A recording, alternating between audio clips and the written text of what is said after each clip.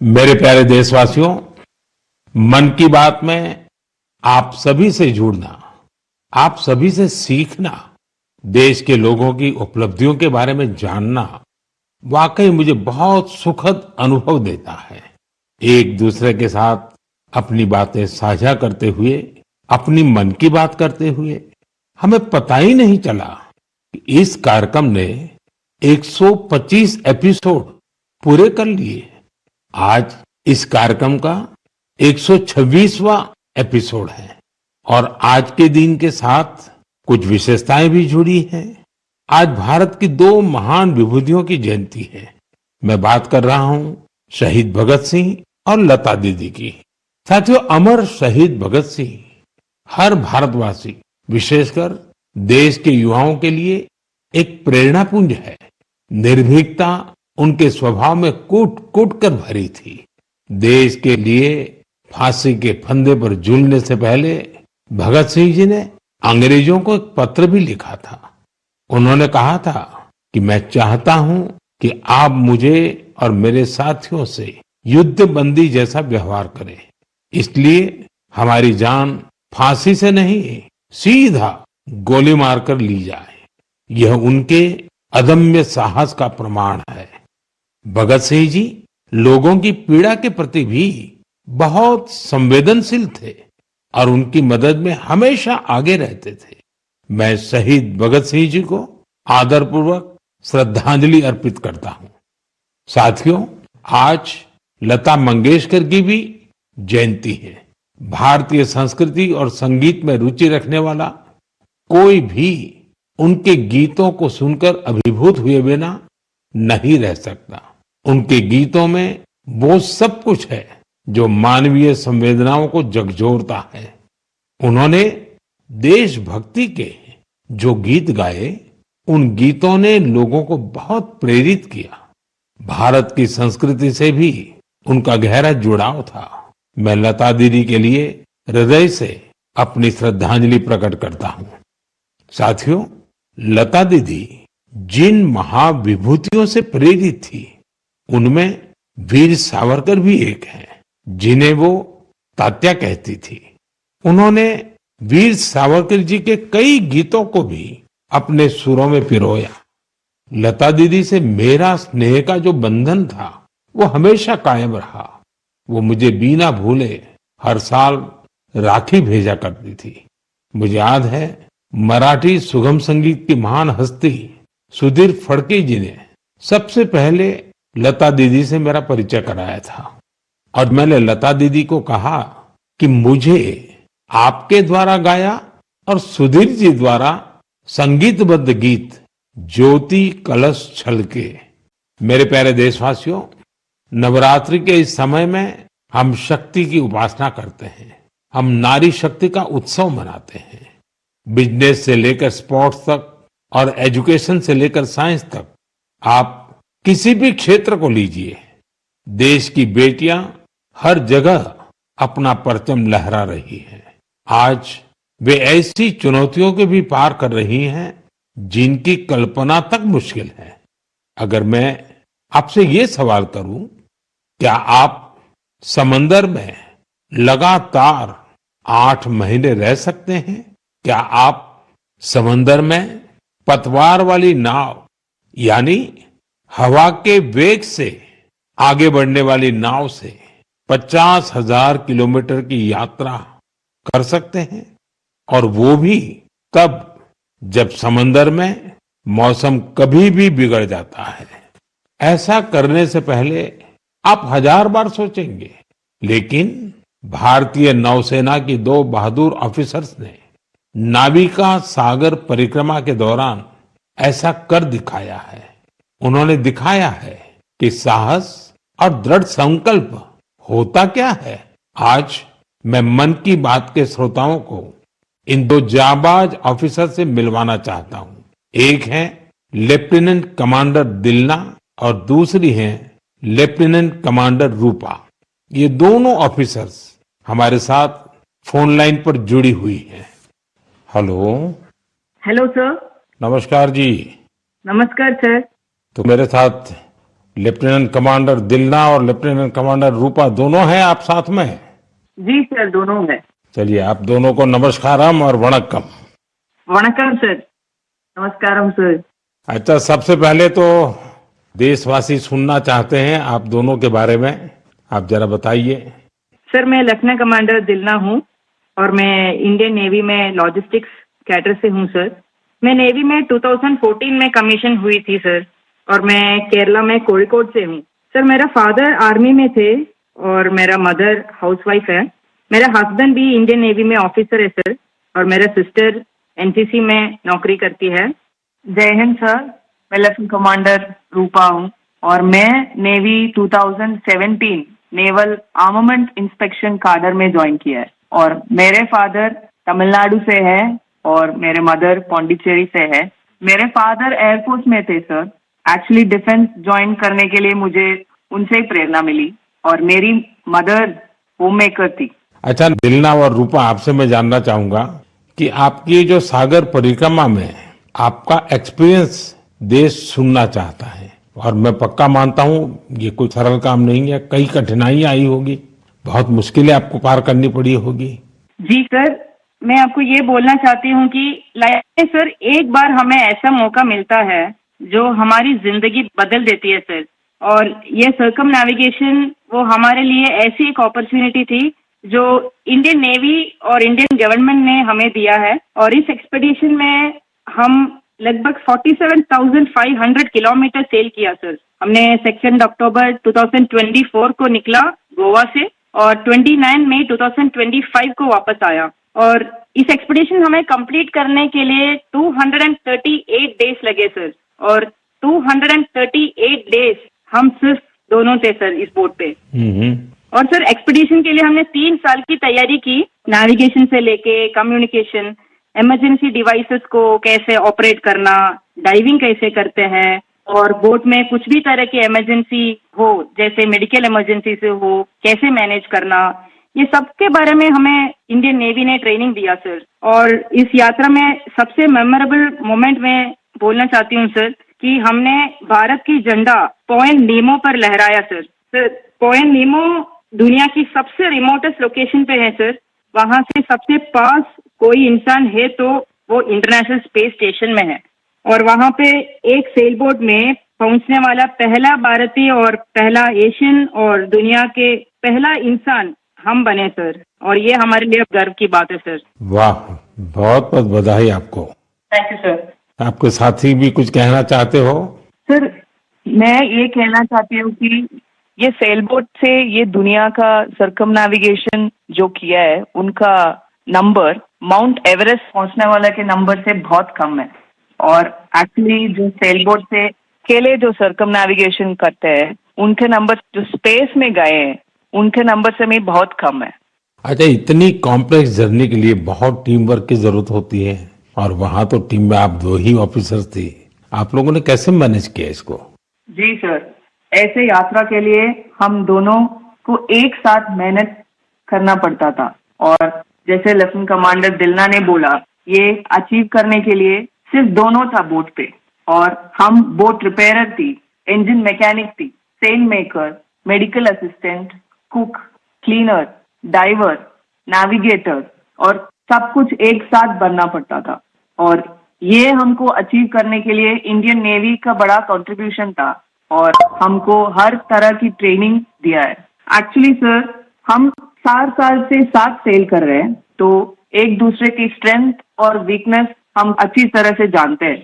इसलिए हम सबको कहते हैं कि हमारे बोट पर एक इक्विपमेंट थी जो कभी फेल नहीं हुआ, वो हम दोनों का टीम वर्क था। अच्छा, जब मौसम खराब होता था, क्योंकि ये समुद्री दुनिया तो ऐसी है जहाँ मौसम का कोई ठिकाना नहीं, तो आप उस सिचुएशन को कैसे हैंडल करते थे? सर हमारा यात्रा में बहुत सारा एडवर्स चैलेंजेस सब थे सर। हम इस एक्सपेडिशन में कई चैलेंजेस फेस करना पड़ा। स्पेशली सर सदर्न ओशन में हमेशा मौसम बुरा होता है, हमें 3 तूफानों को भी फेस करना पड़ा। और सर हमारा बोट सिर्फ 17 मीटर का है और लेंथ में उसका विड्थ है सिर्फ 5 मीटर। तो कभी कभी कुछ लहरें आती थी जो 3 स्टोरी बिल्डिंग से भी बड़ी थी सर। और हमने बहुत ज्यादा गर्मी और बहुत ज्यादा सर्दी दोनों फेस किया है हमारा जर्नी में। अंटार्कटिका में सर जब हम सेल कर रहे थे, हमारा टेम्परेचर 1 डिग्री सेल्सियस और 90 किलोमीटर पर आवर का हवा दोनों एक साथ हमको सामना करना पड़ा था। और हमने ठंड से बचने के लिए 6 to 7 लेयर कपड़े एक साथ पहनते थे और पूरा सदर्न ओशियन हमने ऐसी 7 लेयर ऑफ क्लोथिंग से किया सर। एंड कभी कभी हम गैस स्टोव लेके हमारा हाथ को गर्म करते थे सर। और कभी ऐसे सिचुएशंस भी होते हैं जब हवा बिल्कुल नहीं होता है और हम सेल्स पूरा नीचे करके हम ड्रिफ्ट होते रहते हैं। और ऐसे वाले सिचुएशन में एक्चुअली सर हमारा पेशेंस टेस्ट होता है। लोगों को सुन करके भी बहुत हैरानी होगी कि हमारे देश की बेटियां ऐसा कष्ट उठा रही है।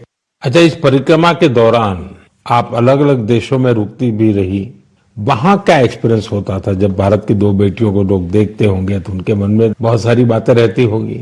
जी सर, हमको बहुत अच्छा एक्सपीरियंस मिला सर। हमने 8 महीनों में 4 जगह पे रुकी थी sir. Australia, New Zealand, port Stanley और साउथ अफ्रीका सर। हर जगह पे एवरेज कितना समय रुकना होता था? सर हमने 14 डेज स्टे किया सर, एक जगह पे। एक जगह पे 14 डेज। Correct sir. और सर हमने दुनिया के हर कोने में भारतीय को देखे सर, वो भी बहुत एक्टिव और बहुत कॉन्फिडेंस के साथ भारत का नाम रोशन कर रहे हैं। और हमको ऐसे लगा कि हमारा जो सक्सेस है सर, वो अपना भी सक्सेस समझते थे। एंड हर जगह पे हमें अलग अलग एक्सपीरियंस मिला। जैसे ऑस्ट्रेलिया में वेस्टर्न ऑस्ट्रेलियन पार्लियामेंट के स्पीकर ने हमें बुलाया, वो हमें बहुत मोटिवेट किया सर। और हमेशा ये ऐसे सब चीज होता है सर, हमें बहुत गर्व होता था। और जब न्यूजीलैंड में गए तब माओरी लोगों ने हमें स्वागत किया और हमारा भारतीय कल्चर के लिए बहुत रेस्पेक्ट दिखाया सर। एंड एक इम्पॉर्टेंट चीज है सर, पोर्ट स्टैनली एक रिमोट आइलैंड है सर, वो साउथ अमेरिका के पास है। वहाँ पे टोटल पॉपुलेशन सिर्फ 3500 है सर, लेकिन वहाँ हमने एक मिनी इंडिया देखा। एंड वहाँ पे 45 इंडियंस थे। उन्होंने हमें अपना समझा और हमें घर जैसा महसूस कराया सर। अच्छा, देश की उन बेटियों के लिए आप दोनों क्या मैसेज देना चाहेगी जो आपकी तरह ही कुछ अलग करना चाहती हैं? सर, मैं लेफ्टिनेंट कमांडर रूपा बोल रही हूँ। अभी मैं आपके माध्यम से मैं सबको ये कहना चाहती हूँ कि अगर कोई भी अपने दिल लगा के मेहनत किया तो इस दुनिया में कुछ भी इम्पॉसिबल नहीं है। आप कहाँ से हो, कहाँ पैदा हुआ, वो कुछ मैटर नहीं करता। सर ये हम दोनों का इच्छा है कि भारत की युवा और महिलाएं बड़े बड़े सपना देखें और फ्यूचर में और गर्ल्स और विमेन डिफेंस में, स्पोर्ट्स में, एडवेंचर में शामिल होके देश का नाम रोशन करें। दिलना और रूपा, आपकी बातें सुनकर मुझे भी बहुत रोमांच अनुभव हो रहा है कि कितना बड़ा साहस आपने किया है। आप दोनों को मेरी तरफ से बहुत बहुत धन्यवाद। निश्चित तौर पर आपकी मेहनत, आपकी सफलता, आपकी अचीवमेंट देश के युवकों को, देश की युवतियों को बहुत प्रेरित करेगी। ऐसे ही तिरंगा लहराते रहिए। भविष्य के प्रयासों के लिए आपको मेरी ढेरों शुभकामनाएं। Thank you sir. बहुत बहुत धन्यवाद। वणक्कम, नमस्कारम। नमस्कार सर। साथियों, हमारे पर्व त्योहार भारत की संस्कृति को जीवंत बनाए रखते हैं। छठ पूजा ऐसा एक पावन पर्व है जो दिवाली के बाद आता है। सूर्य देव को समर्पित यह महापर्व बहुत ही विशेष है। इसमें हम डूबते सूर्य को भी अर्घ्य देते हैं, उनकी आराधना करते हैं। छठ न सिर्फ देश के अलग अलग हिस्सों में मनाई जाती है, बल्कि दुनिया भर में इसकी छठा देखने को मिलती है। आज यह एक ग्लोबल फेस्टिवल बन रहा है। साथियों, मुझे आपको ये बताते हुए बहुत खुशी है कि भारत सरकार भी छठ पूजा को लेकर एक बड़े प्रयास में जुटी है। भारत सरकार छठ महापर्व को यूनेस्को की इंटेंजिबल कल्चरल हेरिटेज लिस्ट यानी यूनेस्को की सांस्कृतिक धरोहर की सूची में शामिल कराने का प्रयास कर रही है। छठ पूजा जब यूनेस्को की सूची में शामिल होगी तो दुनिया के कोने कोने में लोग इसकी भव्यता और दिव्यता का अनुभव कर पाएंगे। साथियों, कुछ समय पहले भारत सरकार के ऐसे ही प्रयासों से कोलकाता की दुर्गा पूजा भी यूनेस्को की इस लिस्ट का हिस्सा बनी है। हम अपने सांस्कृतिक आयोजनों को ऐसे ही वैश्विक पहचान दिलाएंगे तो दुनिया भी उनके बारे में जानेगी, समझेगी, उनमें शामिल होने के लिए आगे आएगी। साथियों, 2 अक्टूबर को गांधी जयंती है। गांधी जी ने हमेशा स्वदेशी को अपनाने पर बल दिया और उनमें खादी सबसे प्रमुख थी। दुर्भाग्य से आजादी के बाद खादी की रौनक कुछ फीकी पड़ती जा रही थी, लेकिन बीते 11 साल में खादी के प्रति देश के लोगों का आकर्षण बहुत बढ़ गया है। पिछले कुछ वर्षों में खादी की बिक्री में बहुत तेजी देखी गई है। मैं आप सभी से आग्रह करता हूं कि 2 अक्टूबर को कोई न कोई खादी प्रोडक्ट जरूर खरीदें। गर्व से कहें, ये स्वदेशी है। इसे सोशल मीडिया पर #वोकल फॉर लोकल के साथ शेयर भी करें। साथियों, खादी की तरह ही हमारे हैंडलूम और हैंडीक्राफ्ट सेक्टर में भी काफी बदलाव देखने को मिल रहा है। आज हमारे देश में ऐसे कई उदाहरण सामने आ रहे हैं जो बताते हैं कि अगर परंपरा और इनोवेशन को एक साथ जोड़ दिया जाए तो अद्भुत परिणाम मिल सकते हैं। जैसे एक उदाहरण तमिलनाडु के याज नेचुरल्स का है। यहाँ अशोक जगदीशन जी और प्रेम साल्वाराज जी ने कॉरपोरेट नौकरी छोड़ एक नई पहल की। उन्होंने घास और केला फाइबर से योगा मैट बनाए, हर्बल रंगों से कपड़े रंगे और 200 परिवारों को ट्रेनिंग देकर उन्हें रोजगार दिया। झारखंड के आशीष सत्यव्रत साहू जी ने जोहार ग्राम ब्रांड के जरिए आदिवासी बुनाई और परिधानों को ग्लोबल रैंप तक पहुंचाया है। उनके प्रयासों से आज झारखंड की सांस्कृतिक धरोहर को दूसरे देशों के लोग भी जानने लगे हैं।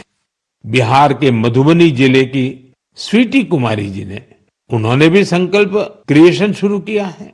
मिथिला पेंटिंग को उन्होंने महिलाओं की आजीविका का साधन बना दिया है। आज 500 से ज्यादा ग्रामीण महिलाएं उनके साथ जुड़ी हैं और आत्मनिर्भरता की राह पर हैं। सफलता की ये सभी गाथाएं हमें सिखाती हैं कि हमारी परंपराओं में आय के कितने ही साधन छिपे हुए हैं। अगर इरादा पक्का हो तो सफलता हमसे दूर नहीं जा सकती।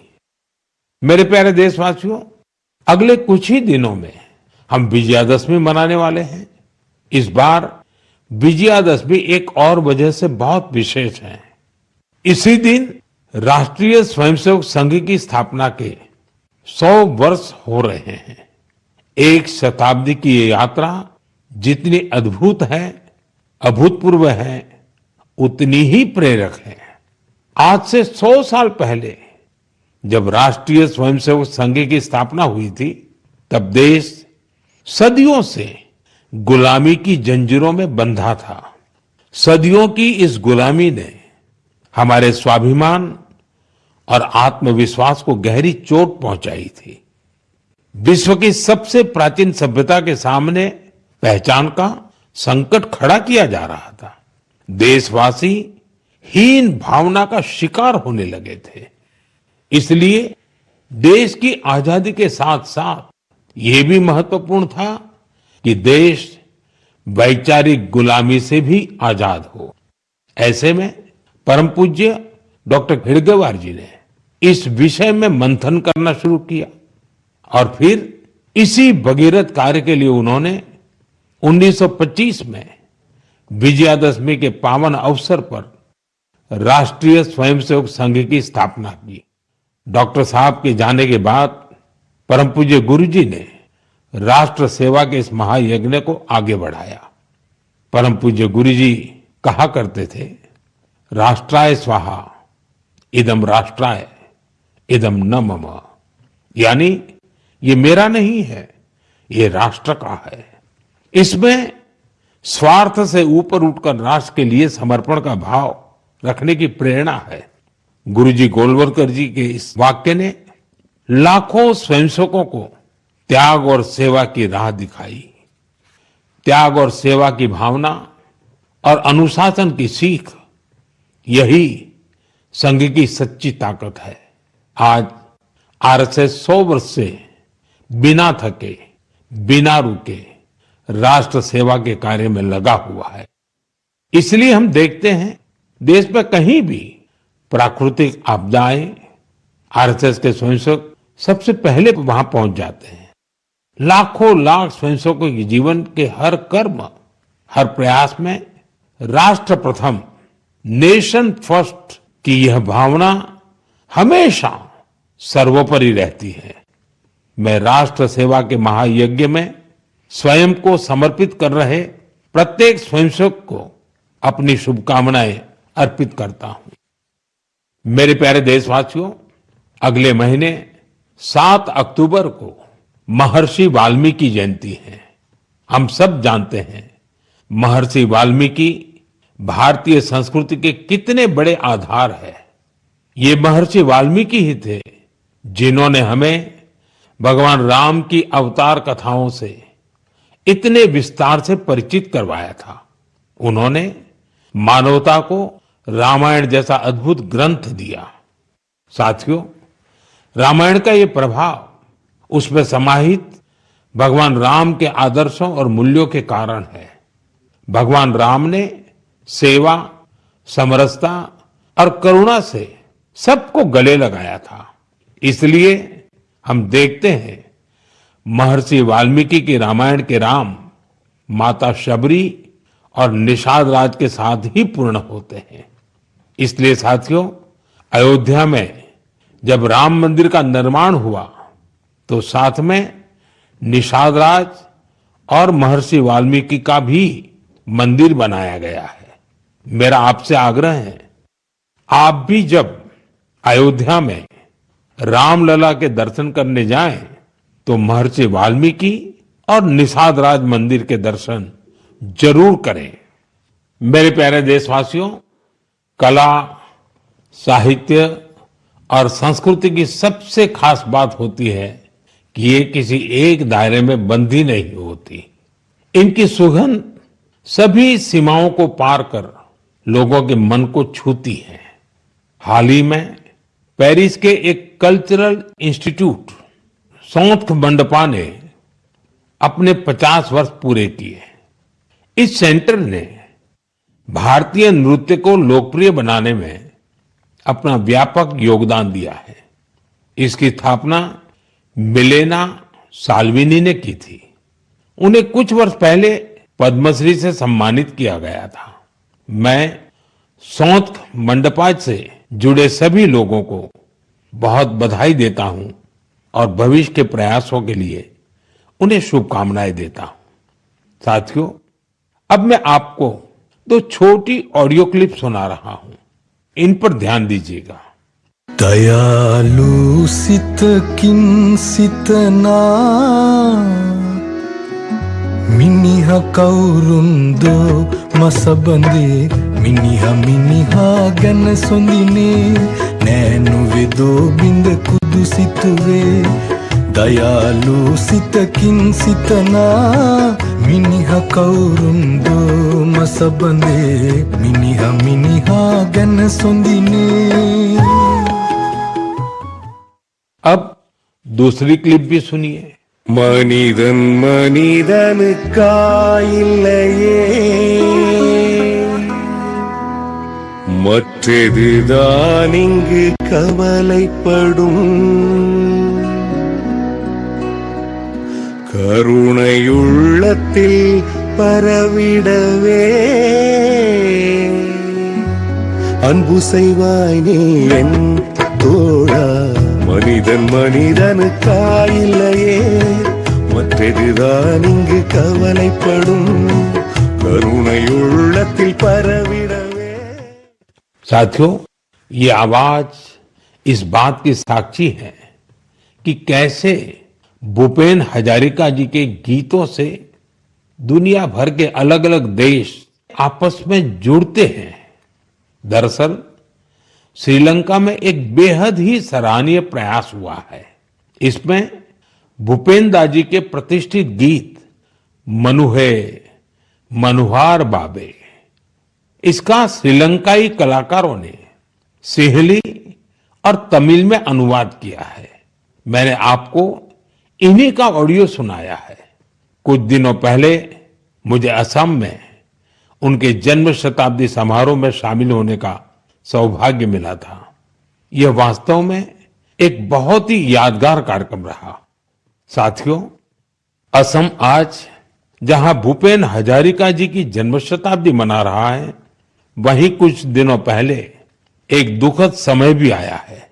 जुबिन गर्ग जी के असामयिक निधन से लोग शोक में हैं। जुबिन गर्ग एक मशहूर गायक थे, जिन्होंने देश भर में अपनी पहचान बनाई। असम की संस्कृति से उनका बहुत गहरा लगाव था। जुबिन गर्ग हमारी यादों में हमेशा बने रहेंगे और उनका संगीत आने वाली पीढ़ियों को मंत्र मुग्ध करता रहेगा। जुबिन गार्ग आसिल अहोमोर हमोस कृतिर उज्जवल रत्नो जनोतार हृदय तेयो हृदय जियाय थाकीबो। साथियों, कुछ दिन पहले हमारे देश ने एक महान विचारक और चिंतक S.L. भैरप्पा जी को भी खो दिया है। मेरा भैरप्पा जी से व्यक्तिगत संपर्क भी रहा और हमारे बीच कई मौकों पर अलग अलग विषयों पर गहन बातचीत भी हुई। उनकी रचनाएं युवा पीढ़ी के विचारों को दिशा देती रहेगी। कन्नड़ा की उनकी बहुत सारी रचनाओं का अनुवाद भी उपलब्ध है।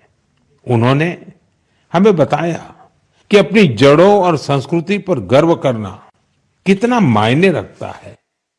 मैं S.L. भैरप्पा जी को अपनी भावभीनी श्रद्धांजलि अर्पित करता हूं और युवाओं से उनकी रचनाएं पढ़ने का आग्रह करता हूं। मेरे प्यारे देशवासियों, आने वाले दिनों में एक के बाद एक त्योहार और खुशियां आने वाली हैं। हर पर्व पर हम खरीदारी भी खूब करते हैं और इस बार तो GST बचत उत्सव भी चल रहा है। साथियों, एक संकल्प लेकर आप अपने त्योहारों को और खास बना सकते हैं। अगर हम ठान लें कि इस बार त्योहार सिर्फ स्वदेशी चीजों से ही मनाएंगे, तो देखिएगा हमारे उत्सव की रौनक कई गुना बढ़ जाएगी। वोकल फॉर लोकल को खरीदारी का मंत्र बना दीजिए। ठान लीजिए हमेशा के लिए जो देश में तैयार हुआ है वही खरीदेंगे। जिसे देश के लोगों ने बनाया है वही घर ले जाएंगे। जिसमें देश के किसी नागरिक की मेहनत है उसी सामान का उपयोग करेंगे। जब हम ऐसा करते हैं तो हम सिर्फ कोई सामान नहीं खरीदते, हम किसी परिवार की उम्मीद घर लाते हैं, किसी कारीगर की मेहनत को सम्मान देते हैं, किसी युवा उद्यमी के सपनों को पंख देते हैं। साथियों, त्योहारों पर हम सब अपने घर की सफाई में जुट जाते हैं, लेकिन स्वच्छता सिर्फ घर की चार दीवारी तक सीमित न रहे। गली, मोहल्ला, बाजार, गांव, हर जगह पर सफाई हमारी जिम्मेदारी बने। साथियों, हमारे यहाँ ये पूरा समय उत्सवों का समय रहता है और दिवाली एक प्रकार से महा उत्सव बन जाता है। मैं आप सबको आने वाली दीपावली की भी बहुत बहुत शुभकामनाएं देता हूं, लेकिन साथ साथ फिर से दोहराऊंगा, हमें आत्मनिर्भर बनना है, देश को आत्मनिर्भर बना करके ही रहना है और उसका रास्ता स्वदेशी से ही आगे बढ़ता है। साथियों, मन की बात में इस बार इतना ही। अगले महीने फिर नई गाथाओं और प्रेरणाओं के साथ मुलाकात करूंगा। तब तक आप सबको शुभकामनाएं। बहुत बहुत धन्यवाद।